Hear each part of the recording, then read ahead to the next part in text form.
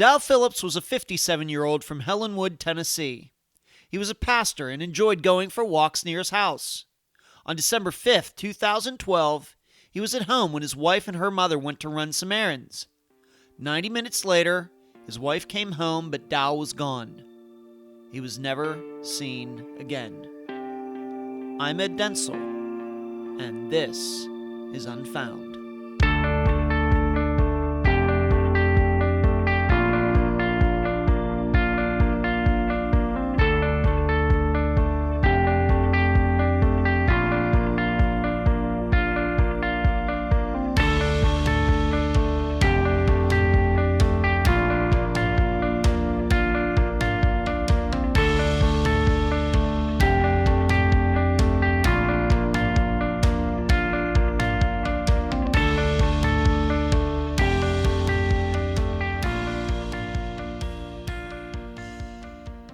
If you did any pre-studying for this episode, and I know how much you listeners love to do that, and I certainly support you taking an interest in a case before Unfound covers it, you discovered that this case isn't on the Charlie Project.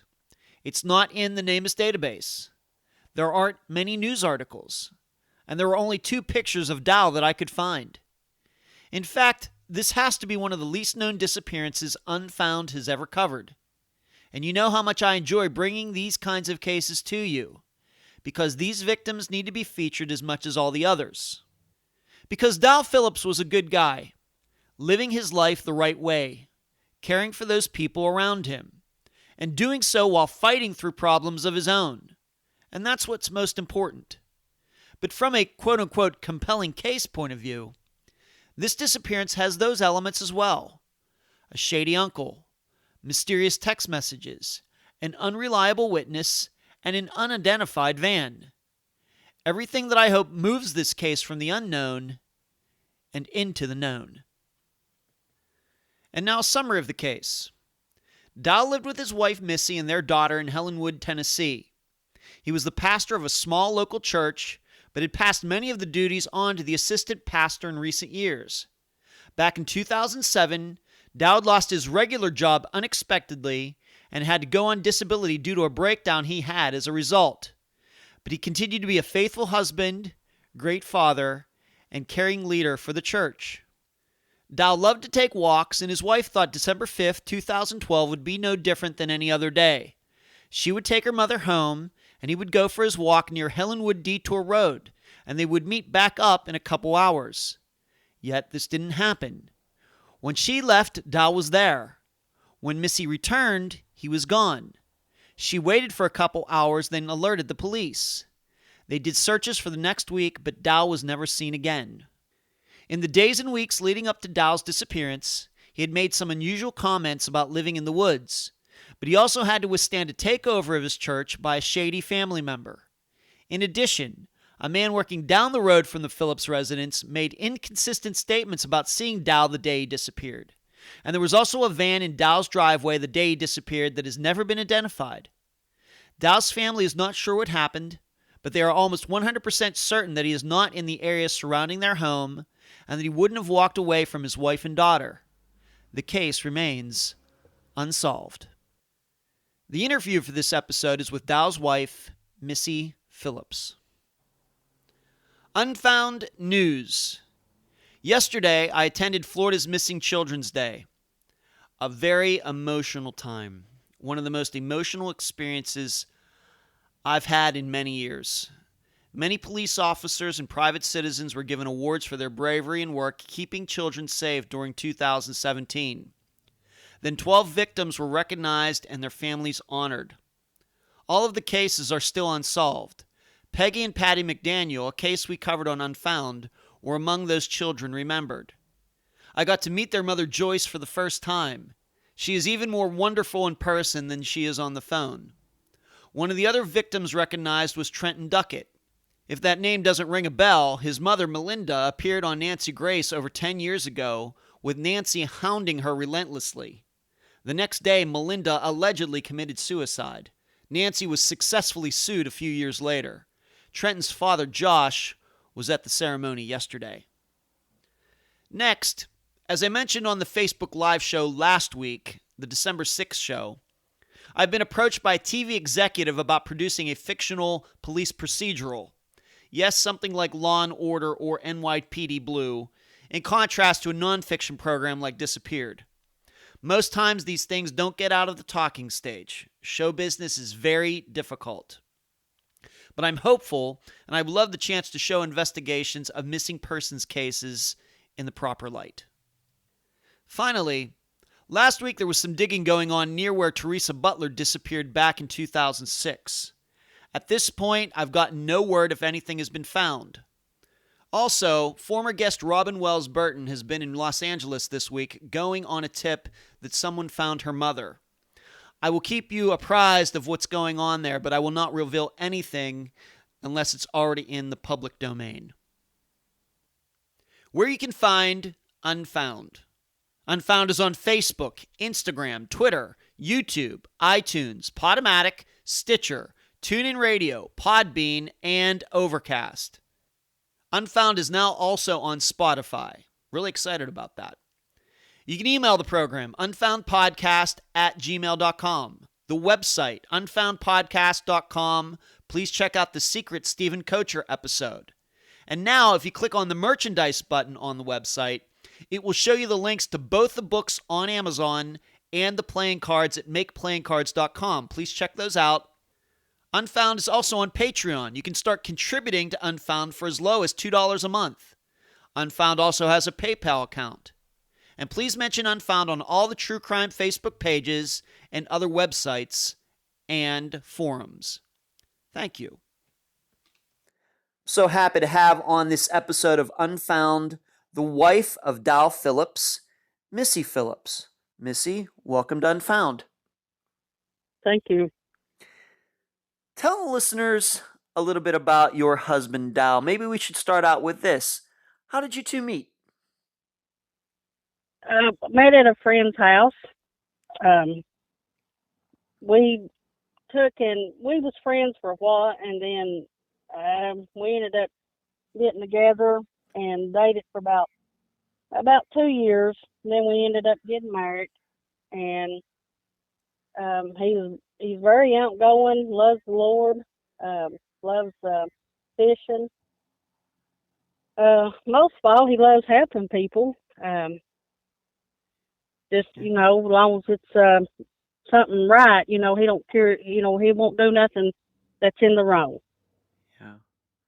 And that was what attracted to him, just him being a really good guy, just being a solid guy. Well, yeah, I guess we had a lot in common because, I went to church, he went to church, he helped people, and then I would help people, and stuff like that. So, Mm-hmm. And what year and then, did you get? Of course, I'm an outdoors person, so that attracted us too. So yeah, you had a lot in common. Yeah. What year did you two get married? To be honest with you, I can't remember. Okay. Okay. It was 2005 or not 4 maybe. I think I'm not for sure. Okay. So you were married about 7 to 8 years at the time that he disappeared in 2012. About 7 or 8 years. Now he had been married before, because I know he has a couple sons to another woman. He had been married before? Yes. Okay. And if I may ask, had you been married before or not? No. No. No, this was my first marriage. And he was a pastor. What denomination of church was he, and how long did he do that? He had pastored several other churches, but since me and him had got married, he pastored Independent Baptist. Independent Baptist. Big church or a large congregation or what? It was about 20-something, 30-something people at times, sometimes more. Okay. It was just a country church. All right. And you said he liked, did he have, is that all that he did? I'm sorry, I'm not familiar with this, but was this pastor his only job, or did he have another job, or how does that work? I have to admit, I'm not sure. At the end, he worked. He had a full-time job until he become disabled Hmm. with his health and stuff. But he worked on different other jobs, but then he pastored church too. But now he didn't get paid to pastor the church. Oh, okay. I have to admit to the listeners and to you, I was raised Roman Catholic, so priests, that's all they do. So I'm not sure how it Right. works in other denominations of Christianity or any other religions. Okay, so you were married for about 7, 8 years. He was a good guy, but and you two have a daughter together, and we don't have to mention her name, but you two do have a child together, one Yes, daughter. one. Okay. Hmm. But you did say that he had some. You said he became disabled. But what happened in 2007? You had said something about how he had lost his job. What had happened there? How do you remember that? Well, he was working for a company taking care of special need people, and they gave him an order to do. And when he came back that evening, they had suspended him because they said he done something he shouldn't have done. But come find out, he was in the right and they was wrong. So he ended up stay suspended for I don't know how many days. Then they called him and told him that he was fired, and he had never lost been far from a job in his whole life. So we ended up having a small breakdown. It wasn't a full breakdown, and but he got over that. Um, he was back doing his old things. So that bothered him, but Yeah. um, it I guess it would take a toll on anybody 50-something year old and hadn't ever been far from a job. And there he had a newborn baby that was about 4 months old, no way to provide for her. That took a toll on him, but he got his draw his unemployment, and then that following January, I think they approved him for his disability. So it affected him so severely that he couldn't go get another job. I mean, him being a good guy like that, I'm sure it affected him more than most people. Yeah, well, he had the high blood pressure, and um, anxiety, but and he was kind of nervous out of that more than just not severely nervous, but till he got say if he was going to do something, he was a little nervous until he for a few minutes, and then he smoothed out with it. Okay. So he was on disability, and Hmm. this happened around 2007. And what did he do between then, and what did he do with his time with you between that time and when he disappeared in 2012? Um, well, he'd work around the house, and we'd work at the church, and he had a old '65 Ford he was wanting to redo, and he'd work around on it and go fishing and Mm-hmm. walk and stuff like that. Mm-hmm.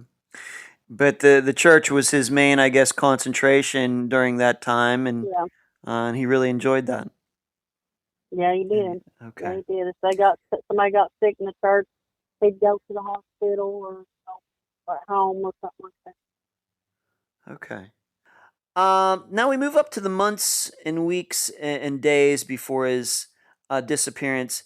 He liked to take walks. What can you tell the listeners about that? And of course, this is kind of leads us up to how he disappeared. How often did he take the walks? How long did he go?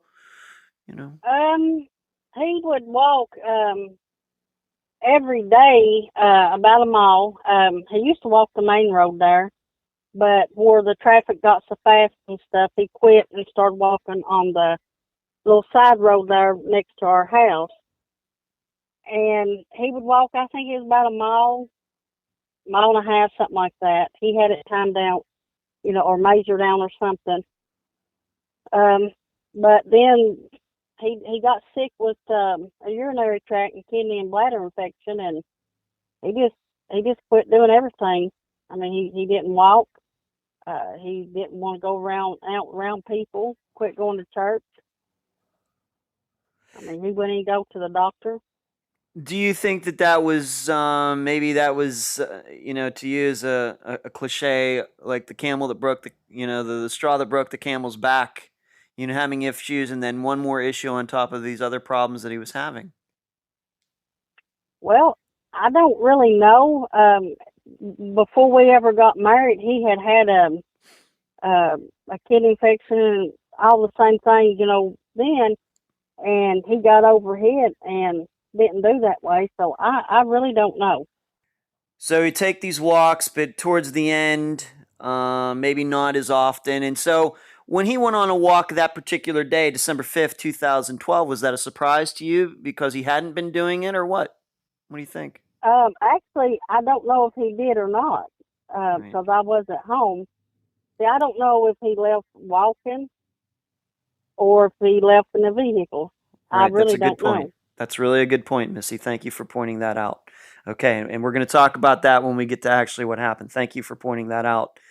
However, the summer before, he had, there was this check writing story that you told me about that, kind of, I got the feeling that made you a little concerned. What can you tell us about that? Well, I'd asked him if he had wrote a check for some bill. I don't even remember what it was, and he told me no, that I need to learn to start writing checks because I never know when one day he may not be here. And I told him, I don't want to hear that talk. I said, ain't nothing gonna happen to you. I said, I don't like writing checks. He said, well, you're going to start. He said, and you need to learn. So, that I didn't think nothing about it until, he came up missing.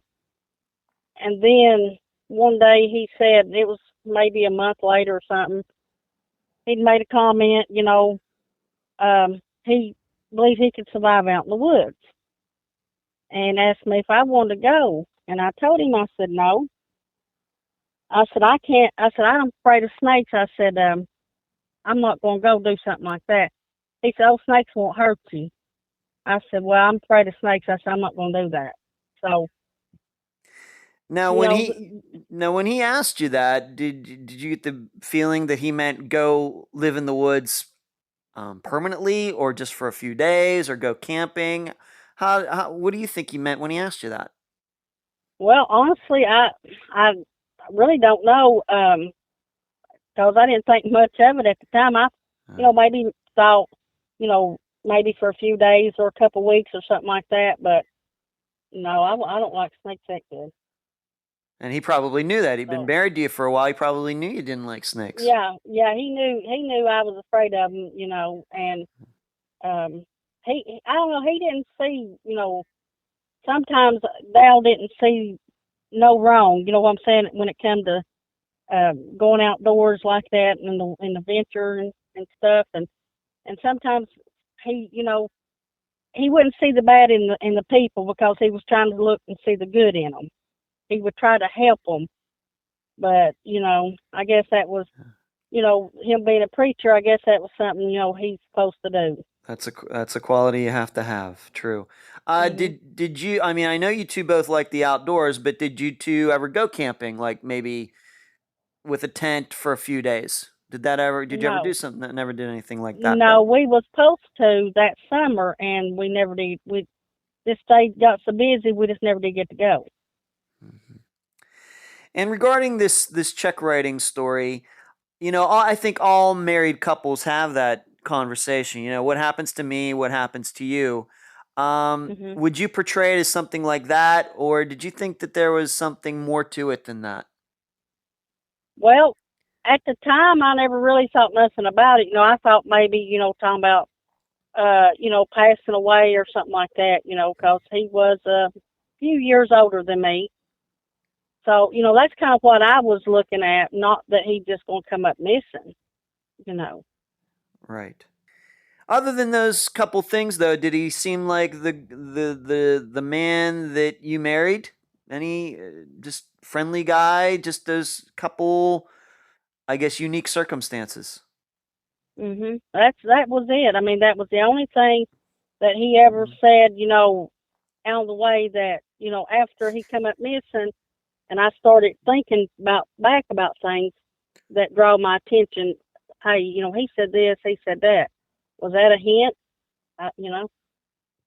Yeah, I it's don't know. weird how that can change, isn't it? Like you have that Mhm. conversation back in the summer of 2012. Maybe it's a little odd, but you kind of just let it go. Maybe you even forget it a couple days later. But then come December, Right.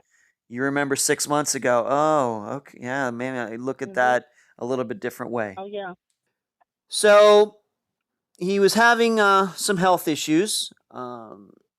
Maybe it said a couple things to you, maybe that were a little strange. At this time, did he have any male friends maybe come over to the house? Did he go out with any of them? What was going on in that maybe in the months before he disappeared? The only one that he really socialized with and done anything with was our assistant pastor, and he was a older like man in his 70s. They would go fishing and um, do funerals together and stuff like that. Mhm. Did he have any friends maybe called him on the phone or anything Um, like that? well, he had a. They would be people call him up and talk to him, if they needed prayer or something like that, that knew him. Would call and tell him what was going on and have him to pray over the phone with them. Mm. But far as having any like major friends that he done anything with, this assistant pastor was it. And did he text a lot or was it just phone calls? No, he was texting but I don't know who he was texting. He would always delete them, but like if I text him or he texts me, he would leave them on his phone, but anything else he would delete. And I'd ask him who it was, and he never would, give me an answer. So I What really what do don't you know. if I may ask, what do you think about that? Uh it sounds a little suspicious. Yeah. Well, I mean, I really don't. I don't Mhm. know if it was, another woman he was, slipping around talking to, or um, I don't know. Right. And we just should say for the record, this disappearance, it's coming up on the 5-year anniversary, unfortunately. But since he has Yeah. disappeared, nothing like that has come out. You have not discovered that Dow was cheating on you or anything like that. We just need to Mm-mm. put that you've No. not nothing like that. We just need to put that on Right. the record. He is Right. okay, very good. Yeah. Um what happened that day that he disappeared? You saw him. You were actually one of the last people to see him that day. What were you doing that day and what happened? I had went and got my mom to take her to get some groceries and pay a few bills, because she don't drive, and my dad had passed away. So I'd take her and do things that she needs done.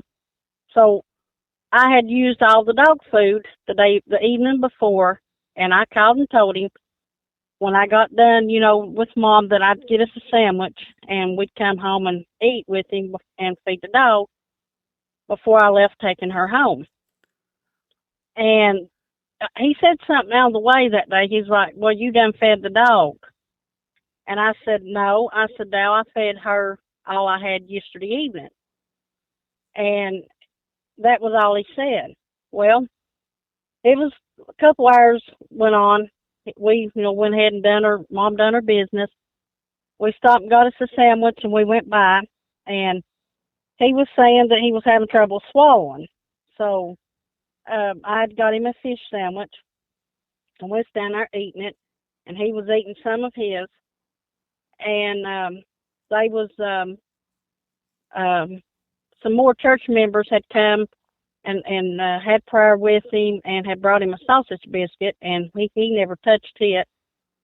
So we went ahead and ate, and I went ahead and went back to the bathroom to use the bathroom, and he comes back and stands with his back against the bedroom door and it had a little crack in it. It wasn't completely shut. And standing there, talking, and just, he wasn't really acting strange. He just, I don't know, he just standing there like he was, watching. So I just got done, and washed my hands and went ahead and got the dog food and went on down. Well, no, before that, I fixed him a can of chicken noodle soup and forgot and left it on stove. And so I went on down to feed the dog. And so, Mom said he was walking back from the back door to the kitchen window, just back and forth, like he was watching. And then I come back in, I locked the door and shut it and give him a kiss. And I told him I'd call him when I got back out from taking Mom home, because there's no cell phone signal up there. So I give him a hug and a kiss, and when we left, I stopped over there before you go up into where she lives and got gas. And I happened to think the doctor office was supposed to call me, but I wouldn't have no signal. So I called him. It was like 15 to 1, and told him if they called to tell him what, was going on, and therefore if they switched it, then he could let me know. Mm-hmm. So he said okay. And when I hung up, I took her home, carried in her stuff, kissed her and hugged her, and locked the door and left. Come back out, it was around 2 o'clock or a little before. I called. Nothing. So I thought, well, if he was having trouble swallowing, maybe he got choked or something, or passed down or something, and I didn't want to go in and find him by myself. So I called a brother of mine, and we went down. Well, the front door was locked, but the back door was shut, but it was unlocked. He was nowhere to be found. We went plumb down that road behind my house, hollering, looking for footprints. There was no signs of the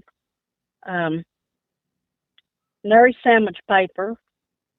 I guess he took it with him. His keys was left, his cell phone. He didn't take no medicine. He wore upper plates. He didn't take them. His Bible that his mom got him, that he taught the world of. No clothes, no nothing that I know of that I could find missing. But he took his wallet? He had his wallet was the only thing that I knew he had took. That's the only thing that you could actually prove of his possessions that he took. Right. Right. And you said that he had this sandwich, this fish sandwich that you had gotten him, and then this sausage biscuit. You couldn't find either of those in the house anywhere, the wrappers or the food themselves, leading you to believe that he might have taken that with him wherever he went. Mhm. Yep. Okay. Yep. I mean, we looked all in the house and the trash outside, everywhere, even down that road when we was walking down there looking for him, and we never found no signs of him nowhere. Okay. Let me ask you a couple questions more about that day, and then we'll get into what you did and what the police did and searches and things. You had said about him standing in your house next to your bedroom door. It seemed a little suspicious to you for some reason? It did afterwards, because, at the time, like I said, I didn't think nothing about it. But after he came up missing, I thought, well, was there somebody, in there that he was trying to protect me and my mom from? Or did he have something, maybe going to pack clothes and didn't want me to see it, or what? I don't know. Yeah, when we first talked, you gave me the idea that it was you got the idea that maybe he was trying to keep you from going in the bedroom. Mm-hmm. Like he was Right, blocking like it he was almost. trying. Yeah, like he was, he had his back turned to it, facing, the kitchen down the hallways, and it was like, I'm standing here, so if I got up, I couldn't go in there. So I really don't know what he was doing it for, and he may not been nothing in there. He may have just been doing that. I don't know. I don't know. Yeah, He had never done everything. it before. Mhm. That was a unique way from him to act. Yeah. Unusual.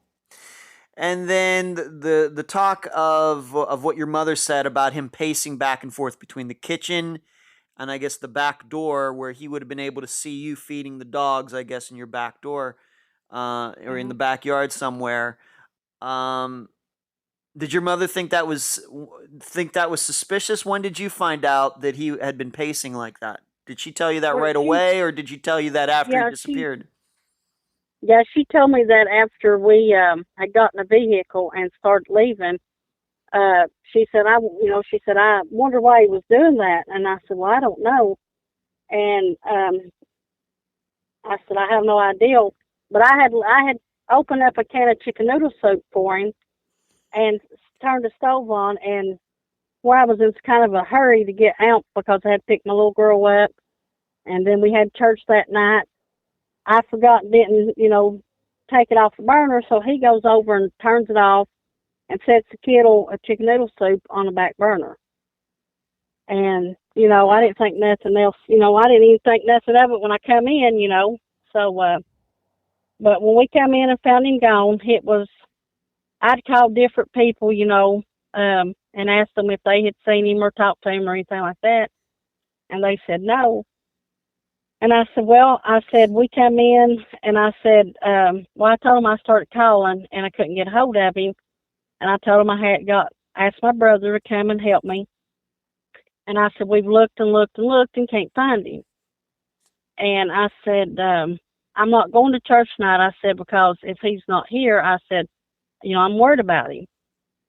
Of And course. so I down and called the law, and they come out and took a report, and they called a rescue squad out that night because it was going to get real cold, and done a search, and they still, nobody found him. And so the next day, they brought the Brush Mountain prison dogs in, bloodhounds, I think it was. And I gave them a cap that he wore and a shirt, and they never picked up nothing. No scent, no nothing. But they didn't start up there around the house. They went down below, the house there below the gate. So they never picked up no scent of him being down in there over in that field where the beehives was at. And they done that for maybe maybe an hour or two, and then they left. And about, I don't know if it was like 2 weeks after that or a little bit before 2 weeks, they brought cadaver dogs in. They never picked up nothing. Um, and then we had like it was around 200 people search, and they was some on horsebacks and everything, went down to the rivers and went all behind my house. And then they went out towards the railroad tracks, towards the main highway, and went down that way so far. And then they come back and was never no signs of nothing. Nothing. How many miles would you say that they searched away from your house? They actually started right at the back of my house and went down from there. They said, now I wasn't with them. I stayed in the house with my little girl. Um, they claimed they went plumb to the river, and I don't know how far that is. Pretty far. Would you say it's a mile? Would you It's say? it's pretty good. Yeah, it's pretty good little distance. I'm assuming. I'm not for sure, Mm, but I'm assuming it is. Um, okay. but I don't know. And you mentioned the dogs. Did the people handling the dogs give you any explanation for why no scent was picked up? Is that to mean that the scent wasn't strong enough, or could it be that the reason they didn't pick up a scent is because Dowell went up, to the road and got a ride? Did they ever give you an explanation of why the scent wouldn't have been picked up? No, they never said. Uh, said nothing. Actually, I didn't even talk to the ones that was doing the search. They just all they asked. I don't exactly know. It wasn't them. It was somebody else from the sheriff's department. Asked if I had a shirt or something, some type of clothing. So I give him his hat and a shirt, and then they took off. And so I don't even know. I don't even remember who gave it back to me. But Okay. as far as the main men, I never got to talk to them. All you know is that for sure those dogs that they used didn't pick up anything. As Right. far as they're concerned, the dogs are concerned, it seems like Dal never even left the house to them. Of Mhm. course, we know that's not Yeah. the case, but they just didn't pick up anything anywhere around the house. The whole way around the house, from a considerable distance, they just couldn't pick up anything. Right. Yeah. Let me ask you a couple things about the house. When you got back there and went inside, was there any signs of violence? Did you notice anything that might have been missing? Could there have been a burglary, let's say, while he was there, and maybe they took anything like that missing? Nothing. I mean, it was left the way it was when I. It was.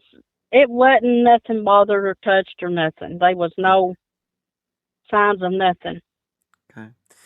And do you have an idea if he was wearing a jacket? You said that maybe it might be hard to determine what clothes he was wearing. He's probably wearing the clothes that you last saw him in, but do you think that he wore a hat, took a jacket? It is December in Tennessee.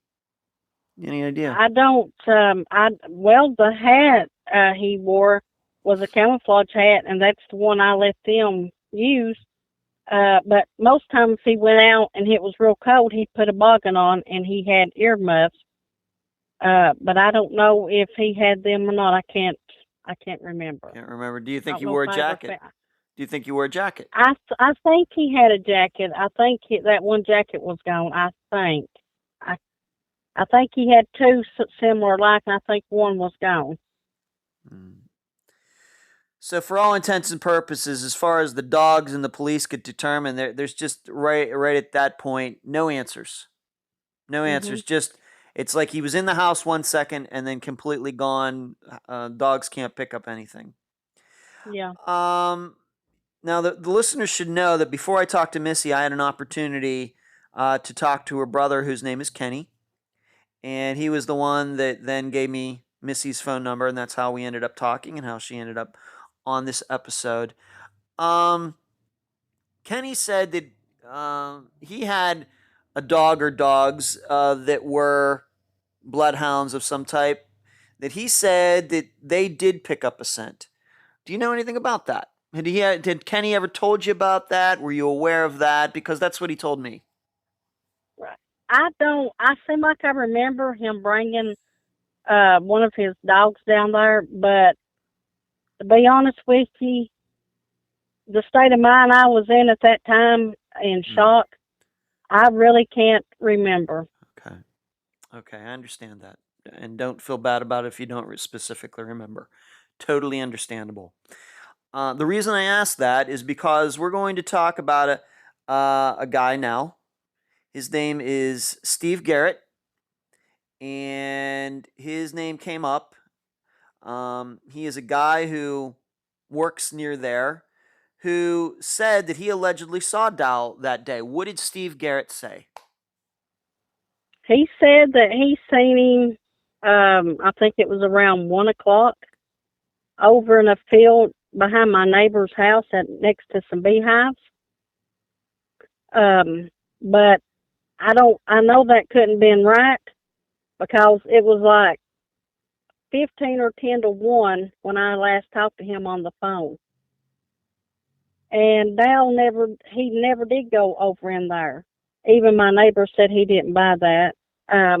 But when they brought them bloodhounds in, they was over there where they said he was last seen, and they never picked up no scent. So, And was it muddy or anything? Could there have been any proof of footprints or anything over in that area? well, it was a field, so where he would have been, no, it was all grass. But down that road where he walked a lot, it was muddy, And me and my brother, when we went down there looking, we looked for footprints, and they was nothing. I mean, we was hollering for him. We went to the edge of the bank, thinking, he may have slipped and hit his head. Nothing. There was no footprints nowhere. And if they'd been somebody down there walking, you'd have left a footprint. Right. So Steve says that he saw Dowell in this area, but according to your eyes and to the dogs, Dowell was never in that area. Did Steve happen to see Dowell anywhere else that day? Walking around anywhere else? Just this there is all he said. So I don't know. I don't know. He may have said he seen him then around the gate and over at the beehives in that field. I don't, but I do know he said the beehives. And is Steve the only one that day who says that he saw Dowell? Is there any other witnesses who might have seen Dowell? If they was nobody come out and said nothing. But Steve was supposed to be the last one after I left home. Was the only one supposedly seen him. And would you happen to know where Steve was when he did see? How was it? Was he driving by? Was he down at his shop, which was, from what I've been told, like a quarter mile away? Do you have any idea how he might have seen Dowell, where he was? I'm assuming that he was in his vehicle coming back down or going down. I'm not for sure. He never said. He just said he seen him. All right. Now, the reason we bring up Steve's name is because, getting back to Kenny, is that Kenny had told me that his dogs had led them on with Dowell's scent down to near where Steve Garrett worked. All right, that's what he said. But you don't remember that. It might have happened. You don't remember it. And I haven't had a chance to talk to any police, and I'm not even sure if they know it. But this would be an exception to what it seems. These other dogs didn't smell anything, but it seems Kenny's did. So we're kind of up in the air. We're just not sure about that. Right. And come think about it, I do remember me giving him Dow's hat or something now, because I do, but I don't remember. I can't remember what he said, but now come think about it, he did take his one bloodhound down in there. Okay. But I don't know, what they found or nothing else. Now, there was something out there, and I don't know if you saw this yourself. You can tell me and the listeners that, but did Steve have some sort of injury? Yeah, he had a cut over one of his eyes, like a little 3-inch cut, and a place on the side of his face, or next to his temple. Somebody asked him what happened, and he said it was one of the cops and the sheriff, and he said he was working on something, and a chisel flew back and hit him. So, right. I don't know. And Steve, we should know, Steve works at a metal fabrication company. Yeah. A metal company. Yeah. So I guess it's possible. Could be a dangerous place. Lots of tools. Mm-hmm. Could be. Right. And he said that was what happened. Did you actually see Steve with those injuries, or was it only the police that saw that? No, I asked him to come over and let me talk to him, and I was standing on my porch when he left talking to the law, and he walked over in my yard, and I personally talked to him that evening and seen it. And you saw it. Did it look suspicious to you, or did it look like he was telling the truth? Well, I kind of, I thought, he should have been questioned more than what he should. I'm not saying he'd done something, but just to have closure about, what he said, and then him up being gone, nobody could find him, would have made me feel better. Sure. But they never did give him a polygraph test, but I was given one a couple months or so after Dowell come up missing. You were given one? Yes. And I'm going to take for granted that you passed it, Missy. Yes. The TBI was the one that came in and gave me my polygraph test at the sheriff's office. And do you know of anybody else that were given lie detector tests besides yourself? Nobody else did. I asked if anybody else was going to be given one, and the sheriff at the time dropped his head, and that told me everything. So when we went in and I was taking it, I think we had took a break or something, and I'd come back in and I'd ask the TBI agent if anybody was going to be given one besides me, and he said no. Well, he asked me why I asked the question, and I told him, what things I had heard and seen from different, things. And he said, well, he said, no, he said, you're the only one. And I told him about Steve Garrett, about the cut and stuff. I said, I'm not accusing him of it, but I said, I would like to know, how he actually got the cut and other things. And he said, well, he said, I understand what you're saying. He said, I'd feel the same way. But he said, there's nothing else I can do. He said, I'm just here to give you yours. And I said, well, I understand that. And one of the police officers said something about Steve's head being screwed on straight or something like that. It was the detective that was on the case. He said, one of my brothers said something about Steve, and he said Steve was a real good guy and had his head on his shoulders. So, Yeah. That was pretty much all was ever said about him.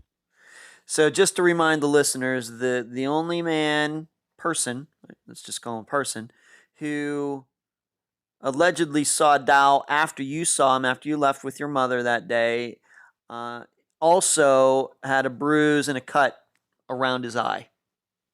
Yes, above his eyebrow. Above his eyebrow. And then they was bruising on, the cut was on one side of his head, and the bruising was on the other side. I'm not for sure. I think the cut may have been on above his left eye, and the bruising was on the right side of his temple next to his eye.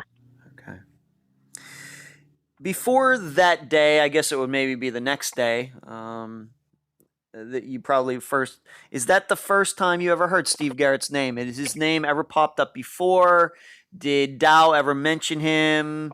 Maybe in one of his walks, having a run-in with him, or anything like that? Did you know Steve Garrett before this? No, I did not. They was saying Steve Garrett that night, and I'm like, who's that? As far as I knew, Dow didn't even know him. I mean, we didn't, we would speak to people if they passed by our house going down through there. But most time when Steve would pass by there, he wouldn't even, you could wave at him and he wouldn't even speak. So, we didn't socialize with him because, we just didn't know him. Did he worked in the area? Did he live in the area? Did he live close to you or up the road? I don't know where he lives. He lives in Scott County, but I'm not for sure. Somebody said maybe in the Mountain View area, but I'm not for sure about that. Okay. Let's move on to another guy who seems maybe a little suspicious in all of this. We just don't know. We have to look at all these possibilities. What can you tell the listeners about Uncle Larry Phillips? Well, I don't know much. All I know is once in a blue moon, Dal would be talking and he would say something about his uncle whenever they was growing up. I think they're kind of close to the same age. And he went out on the blue one day, the phone rang, and it was his Uncle Larry. He called and he asked to talk to Dal, and I took the phone to him. And he told Dal that he was going to come down to church one day, but somebody would have to be on at the main road. So he followed him back in because he didn't know where the church was at. Well, he called one day and told Dal that he was coming, and I went out to the 27 next to the Robbins post office and waited on him. And I think it was him and his nephew come that day, I think. And they come like, I don't know, maybe a month or a month and a half or something like that. Well, Larry had went to college to be a preacher, and he wanted to take over the church. And Dowell already had an assistant pastor, and Dowell told him, he said, now, Larry, he said, Larry, he said, there ain't nobody going to come in here and run Brother Tommy off. He said, if he wants to leave, he can, but he said, I'm not asking him to step down or nothing. He said, he's a good man. And so Larry kind of got a little upset at Dowell over that, and he come once or twice after that, and he just quit coming. And so it went on for about a month or month and a half, 2 months after Dowell come up missing, and the assistant pastor had called him and, trying to see if he knew anything, and he was very strange talking to the assistant pastor. He said he didn't really want to talk to him, but he had asked Dowell while he was coming to church down there. I don't know what kind of work he'd done or nothing like that, but he said he drove a box truck, and I think he said he drove and went to Mississippi and maybe Alabama, and told Dowell that he ought to come and go with him on a trip, and Dowell told him he might do that, but as far as I know, Dowell never did. And how is this Larry Phillips related to Dowell? Dowell's mother and him was sisters and brothers. Okay, so Larry would have been, if Dowell was in his 50s, you would say that Larry was somewhere at least in his 60s then? He was an older guy? Yeah, well, I don't know exactly how old he was. Him and Dowell was close to the same age. I don't know how many years apart, but it wasn't that far apart, I don't think. Okay. And was Larry from the area, or did he just pop up? Where did he live? You told me you weren't even sure he was in the area, but he's a family member, but you didn't even know where he lived. Could you maybe explain that? I honestly, all I can tell you is I was told he lived in Clinton. Then I was told he lived in Lake City. So I'll be honest with you, I don't know where the man lived. Me and a few of the church members was trying to figure out actually where he lived to go see if maybe he had come and got Dowell and took him over there. But we never could find out the right location, so we never did get to go. And the morning he come up missing, I had neighbors to see him. They said it was a maroon or a red-looking minivan, an older model, was sitting cross-side in my driveway, and they said around 8 or 8:30 that morning. But they said they never seen nobody. They thought it was some of the family, so they just, went on about their business. But they never seen Dowell or nobody like that. And did Larry drive? Do you know if Larry drove or owned a vehicle like that? Well, to be honest with you, I'm wanting to think he might have drove one to church, but one time, but I'm not for sure, because sometimes they come in a little red Jeep, like a Jeep Liberty or something like that, which I think was his nephew's. And then I think his sister that would come with him, I think they drove her car, and I think it was a white-looking car. So I'll be honest with you, I'm not for sure exactly, because it seemed like every time they come, it was something different.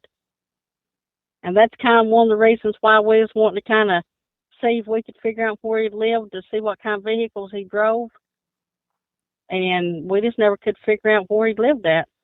Even up to this day, I still don't know where he lived. You still know he's the uncle of your husband, and he may live in the area, he may not live in the area, he may live in Ohio, he could live in Kentucky. You just don't know. He just happened to pop up once in a while out of nowhere. Mm-hmm. Yeah. And since... I mean, I'm not for sure. He's from that area over in there somewhere, but I don't know if he still lives around here or if he's moved off from here now. I don't know. Let me ask you this. Since Dowell disappeared in December of 2012, did this uncle, once again, it's Dowell's mother's brother, did he ever offer condolences? Mm-hmm. Did he ever come to do help in any of the searches? Anything? No. None of his family, cousins, uncles, or nothing like that come. one of his sons and his half sister from Indiana come in. I think it might have been in January. I think now it could have been towards the end of December. I'm not for sure. And come, and one of the guys from church took him everywhere we had pretty much searched at, and but see, he lives up there in Indiana, and the job he's got, he can't just up and And leave anytime he wants. And who's this? And who's this? Brad. Oh, Brad, yeah. Dow's oldest.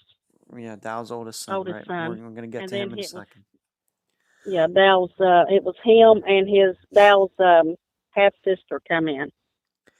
But just to be clear again, this uncle who came down there, wanted to take over the church, said he wanted to take Dow on a trip, in his truck, a box truck down to Mississippi or whatever. After Dow disappeared, he personally never came down, took part in a search, never called you, anything. Mm-mm. No, some of the family, some of his nephews or something like that, said some pretty harsh things towards some people on the internet about me. I never got on there and said nothing because I was advised with the detective that was over the case not to go on there and say or do nothing. It kind of bothered me because I was wanting to defend myself, but I had the polygraph test, to prove that me or none of my family or friends or anybody acquainted with us done nothing to Dow. Seriously, anybody wanted to. Seriously, did they really think that you did something to Dow? Really? Well, apparently they did. I mean, some of the remarks, they had said, and he had a nephew, Chucky, had actually put something on Facebook, and I even called the detective, and I think it was like making threats or something like that. And I asked him, I said, there's no way that you can go about getting in contact with him and advising him that he needs to quit saying and doing what he's doing? He's like, no, and don't you go on there and comment. Just let it go. Yeah. So I never went on there and commented, but I sure wanted to. I bet you did. I have to say, as a person who is completely outside of your family and everything, it seems kind of strange to me that on one hand, it seems like this part of the family, of Dow's family, this uncle and whoever else, they only show up if they want something, it seems. But then when Dow disappears, they come to the defense of him, pointing the finger at you. It seems kind of strange. It seems very strange. Right. Now I never, like I said, Larry, his uncle, now I never talked to him after he, and best my knowledge, Dowell never talked to him at all after he left the church neither. When he quit coming. And how long before Dow disappeared did Larry show up talking about wanting to take over the church and all that? How many months or weeks before that was it? It was that summer. I don't know if it was July, August, or September. I'm not for sure. Just a few months before Dowell come up missing in January or December. And after that, after he left, let's say it was September, you never heard from him again, or Dow, allegedly. No, best of my knowledge, when he left church that one night, the last time he was there, Dow and I know myself never talked to him at all. But now the assistant pastor called him. It was in January or February, a few months after Dow come up missing, and was trying to, question him about things if he talked to him and had heard anything from him. And he didn't want to talk to the assistant pastor at all. He acted very strange. So Larry didn't want to talk to this assistant pastor, didn't want to try to be helpful at all. Nope, that's right. Okay. So, the assistant pastor always kind of thought something on the uncle, but like he said, he's like me. He didn't, not accusing nobody of nothing, but, the way he come down to church and wanted to do things his way, and Dowell just stepped up and told him, no, we're not going to do it like this. And, he kind of got a little mad at Dowell. So, well, that's the way we took it. He got aggravated or mad or upset, because Dowell wouldn't let him just come in and take over. And then he just up and quit, and that was the end of him. Maybe we should hit on this just for a second. Being that Dowell did leave his phone behind, did the police check his phone? Any suspicious phone calls, anything like that before he disappeared? Actually, the detective took his phone, and actually they still got it if they've not done away with it. But you don't know what the results were, if they checked any of the phone numbers or anything like that. Did you? They actually checked it, and some of the texts and numbers and stuff like that, they wrote them down and came and talked to me and asked me this and that and who it was, and I tell them. But as far as any strange things, no. Nothing. Mm-hmm. We should say for the record, though, with the text messages, you don't know what the messages actually are. It can say that a text was sent, but you can't read the message. That's not how it works. Okay. Right. Dowell's son, you had mentioned he had two sons. One, Brad, who, just to be frank, seems like the better of the two. He had come down and helped with the search. You said eventually came down to your area. But Dowell had another son who maybe wasn't as quite a good guy. Maybe this could have something to do with Dowell's disappearance. What can you tell, just using his first name, what the situation was with Dowell's other son? Well, he and he wouldn't talk to Dowell for years. And we actually went to Indiana one time. It was a few months after Madison was born. Well, it might have been that couple years after she was born, give or take. And Dowell kind of got back talking terms, and that made Dowell feel good. But he was on drugs and stuff like that, and that bothered Dowell. And one day out of the blue, he up and calls Dowell and told Dowell that he had got his life straightened out, and that he was going to church, and Lord had taught him to preach. And that just tickled Dowell to death. And then he talked to her, about a week or something like that, or a couple of weeks or something, and he started asking Dowell for money. And Dowell told him, I told Dowell, I said, Dowell, listen, I said, you better watch, I said, because he may be telling you that because he knows how much you want him in church and living for the Lord. And so he said, he told Waylon, he said, I don't have the money to do it. Well, he told him he needed tars, and I think Dowell one time sent him a little money for some tars, and best of my knowledge, he never sent him none after that. But I think Waylon is still into his old doings. I don't know exactly what always on or nothing like that. To your knowledge, did Waylon ever make any trips down? When was the last time he came down to your house to see his brother, or see his father, I should say? Actually, he never come down here at all that I know of. Never. We went and seen him, and then Dowell talked to him a few times on the telephone. That's it.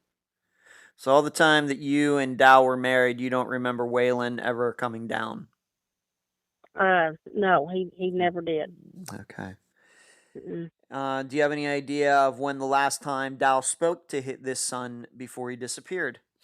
Any ideas? The best of my knowledge, just a few months, maybe a month or month and a half or two before he disappeared, the best of my knowledge. And would you say that Dowell communicated with his other son, Brad, a lot more? Yes. Okay. Yes. Okay. So he had these two sons.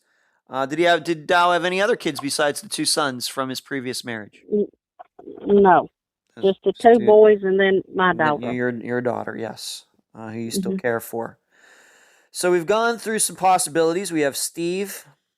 We have Larry. We have this suspicious van. Maybe I could ask you a little bit more about that. That van, this maroon van, appeared in your driveway that morning. I'm guessing that neither you nor Dow, just your neighbor saw it. You and he didn't see it. Well, I don't know if they wasn't nobody in the van, so apparently they was there in the house. I'm assuming because she never seen nobody. But I had actually told the detective about what my neighbors had seen, and he said, "Well, I'm not worried about that." He said, "Because you and different ones had seen him and talked to him after that." And So if this maroon van of that morning was sitting, parked in your driveway, or did the neighbors say how long it sat there? I mean, how long is how far, how long is your driveway? Would you have been able to see this van from your house if it was parked there? Or do you think it was just somebody who got lost and was just turning around or something? well, I don't know. That's possible. But she said it was right up in our driveway. So if somebody would have been turning, they wouldn't have been pulled up like she said they was. That far. And she really don't know how long they sat there. So she come in and stayed. She said about at least 30 minutes or 20 minutes and ate a breakfast, and then she left, and it was still sitting there. And where were you that morning? If this van is in your driveway, where were you that morning that you didn't see it? I had took Madison to school and was on my way to get my mom, take her out and get her groceries and pay a few bills. And so when you got back, the van is gone. And when you got home, Dal never said anything about a van being in your driveway. No, and see, at the time, I didn't know that there was a van there. Of course. Because I hadn't talked to my neighbor. Of course. And just to go over this again, when did you find out about this van in the driveway?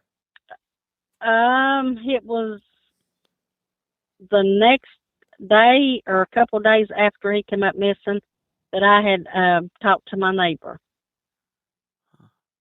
And she is very, very sure that it was the exact same day that Dow disappeared. Very, very. Yeah. Yeah. Okay. Well, that it is interesting then. Since then, any leads at all in the last 5 years? Of course, I know that Tennessee has a lot of hunters. Anybody find any clothing? You said about these these wrappers. Anything in that area anybody has discovered in the last 5 years? Nothing. Ain't nobody come out and they've not felt nothing, or if they have, it's not been told to me. And the police, when was the last time you talked to them? And since December of 2012, have they ever expressed to you what they think happened? Just a theory? The detective, I asked him what he thought may have happened, and all he would ever say was that he just took off walking and fell up dead with a heart attack. I said, well, if that's the case, where's his body? Somebody would have found him, surely, with all them people that was searching that day. Yeah, and we have to... The search happened, I see he came up missing the 5th of December, and it was like January, February, whenever they done that last big search. So in that length of time, they surely would have found something. Right, and they looked in all different directions from your house. Even though you have, I've done a Google street search, so I've been up and down those roads, and I've been by where Steve Garrett worked, and just using Google Street View. It's some there's some hills there, some mountains, a lot of trees, some woods, some forest, and all of those areas were searched within a reasonable length. Like a mile from your house, or yes, and whenever they actually done the search, there was no leaves on the trees. So if he'd been in the woods somewhere, unless he was covered up with leaves, should have been easy to spot. If we've had dark colored clothes on, or light colored or anything. When I left home, he had a light color, like a tan color pair of pants, and I'm not for sure. I can't remember what color T-shirt he had on, but he had a tan color pair of pants. So that. What kind of shape was Dow in? Physical shape. If he started walking through the woods and started up one of those mountains, how far do you think he's going to get before he has to take a break? Was he?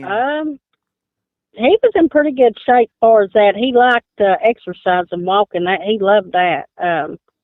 I don't know. He could have probably walked a pretty good ways um, before he stopped. But now, my understanding, when you get down there past behind our house, go down in our pretty good ways. I'm not sure even how far it is the river's at, and hit down that cold of the year. Unless he had a boat, there ain't no way he'd have swum across it. Is it possible? How deep is it? I really don't know. They go kayaking down in there, so I'm not for sure um, exactly where they put in at. But we went down there one time and went fishing, which it had rained, and the river was up a little bit, and I think um, somebody said it was pretty deep. I don't know.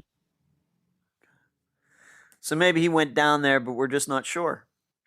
No signs that Well, he went down there, and it mm-mm. is maybe unusual because you said that he probably took this food with him. Why would he take this food with him if he was going to go down and jump in the river? That's hard, maybe a little hard to Right, understand. right. Looking back at it now, do you think that Dow was depressed? Do you think that he, even though I know he's a pastor and in Christianity, suicide is not, I guess, quote unquote, accepted? Is there the possibility? Do you entertain the possibility they might have been depressed to the point of wanting to hurt himself? Well, I don't know. He was very against somebody harming themselves. He was very against that. He didn't believe in that at all. Far as acting depressed, he really didn't act depressed to an extent that would be noticeable. Really, he didn't want to get out amongst people. Um, Cause he didn't like if he wasn't cleaned up. He didn't. He was always like that. He didn't want people to see him if he wasn't shaved or had on. If he had on work clothes, he wouldn't even go out to the store for me unless he put on good clothes and cleaned up. He liked to look good. Because him saying, yeah, because where he was a pastor, he thought people would downgrade him. And I said, well, there ain't nobody gonna think nothing about that, Dale. I said, working around the house. But he would not. He was always worried and concerned about what people would think of him if he, looked like a bum. Right. Once again, going back to that kind of good guy image that we started out Mhm. with. He was a clean Yeah. cut and good guy. Yeah. Um, but you did say that maybe you didn't want to go to the doctor. I'm sure a lot of people don't like going to the doctor, but you'd said that he was having these infections, but didn't want to go to the doctor about it. Did he explain why he didn't want to go? No, he just said that he just didn't want to go. That we didn't understand. But as long as it had been, the infection should have been cleared up. You know, Yeah, this was the not. kidney infection stuff. This was not cancer or anything. This was just something that could Right. be No. fixed with antibiotics. Right. And he had took antibiotic. But he did have I guess it's like anxiety, like getting nervous about different things. And he was on a mild nerve pill, but he hadn't been on them maybe a couple years. And I was actually the one told him to go and talk to his doctor about putting him on a mild nerve pill. He didn't even want to take them because he was afraid that people would look down on him being a pastor, having to take a mild nerve pill. I said, Dal, you're not the only one have to take something like that. Plus, how would they know? He doesn't have to tell them. Well, true, that's what I told him. But he is always worried about because he was a preacher, what somebody would, how they would look at him and think of him. He always wanted people to see the good and not see him, well, hey, he takes pills, for this and that. But I mean, it was just I mean, it wasn't no very strong one. It wasn't a strong nerve pill or nothing. What was it? If you can, well, when you say nerve pill, what do you mean? Is that like Xanax or something like that? I'm sorry, I'm not familiar with a lot of this medication. I Do you know what it no, was? I don't think it was Xanax. I'm not for sure what the name of it was. I can't remember now. I think it was like a 10 milligram or something like that. I And think, now don't hold me to that. okay, I uh, think now, I'm not for sure. when you say a nerve pill, would this be different than an antidepressant pill? He wasn't on anything like that. Um, I think it's for like anxiety. Hmm. Um, I think, if I'm not mistaken. Okay, but to your knowledge, I'm not really he for was not sure. on any antidepressants.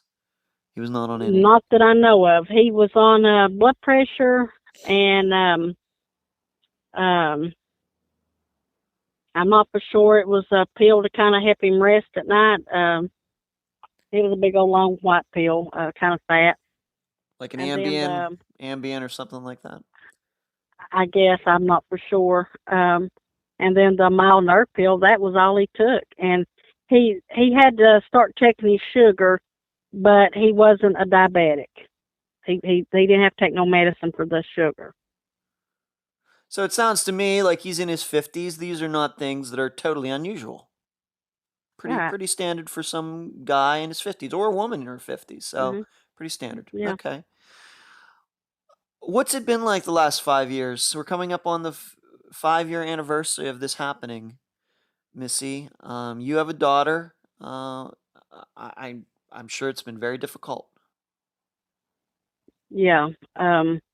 Well, I think the main problem is not knowing whether he's dead or alive.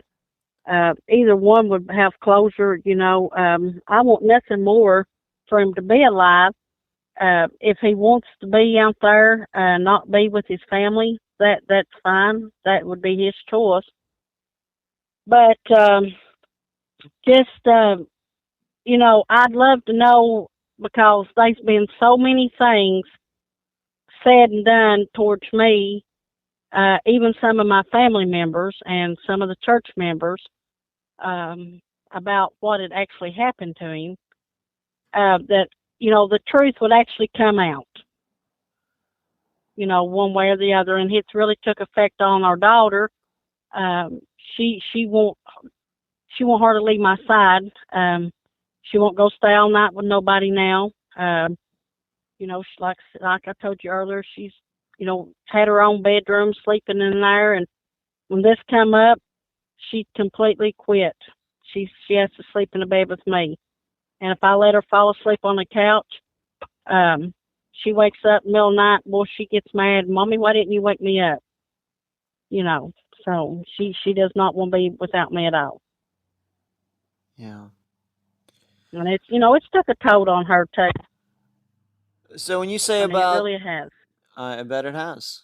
I bet it has. And she was 5 when this happened. She's 10 now. She's going to be 11 in January. You told me, correct? March. In March. Okay, in March. Yeah, actually, mine and Dow's birthday is January the 15th. Mine and his birthday is the same day. You both had the same birthday? I didn't know that. That's the first time you told me Yeah, that. Wow. yeah, yeah, Okay. Well, that is yeah, unusual. yeah. So are you saying that some people in your husband's church have maybe suspected you of doing something to him? Is that what you mean when you Well, a minute ago? it's not really people in the church. It's like outsiders. You know how people want to stir up trouble. Well, they done this, they done that. I'm sure of it. Just Yeah. trying to keep something stirred up to make somebody look bad. Now, you did say that your mother lives close to you. Has she been able to offer a lot of support? She lives about 30 minutes or 45 minutes away. But yeah, she has really when he come up missing, um it was then when Christmas break come in for the kids, she actually come and stayed with me, um, trying to help me. So, if I need to get out and go somewhere, um, I'd get, she'd be there with Madison, but Madison, she wouldn't stay if I wasn't there. So, but yeah, Mom, she still comes out to the house, and I get around the house, and she comes out there and stays with me for the weekend, and we get out and do things together, or I take her and let her pay her bills and get her groceries and stuff like that. Because, like I said, my dad passed away about a year and a half before Dowell come up missing. And so Mom, she didn't drive, so, she has to get somebody to come and take her. So I always, was the one that went and done for her. It's good you have somebody like that so close. Yeah.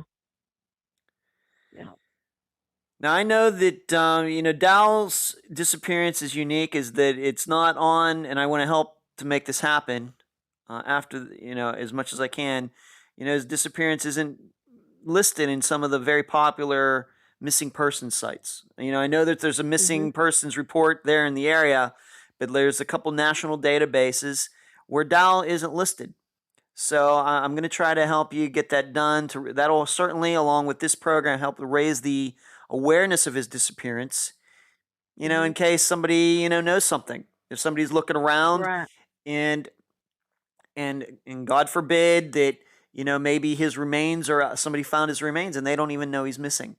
That happens. Right. That happens, especially considering that he took his wallet with him. So if he is found, he's going to have his ID on him.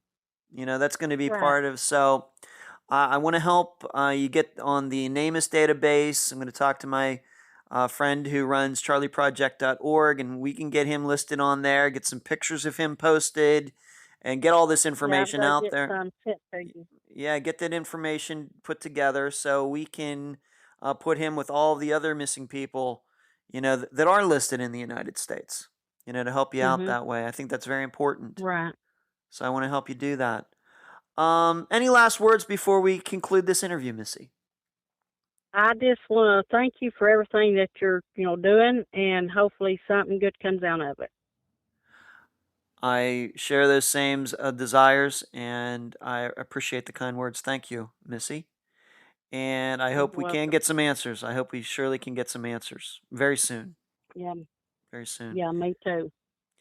And I appreciate you joining me on this episode of Unfound.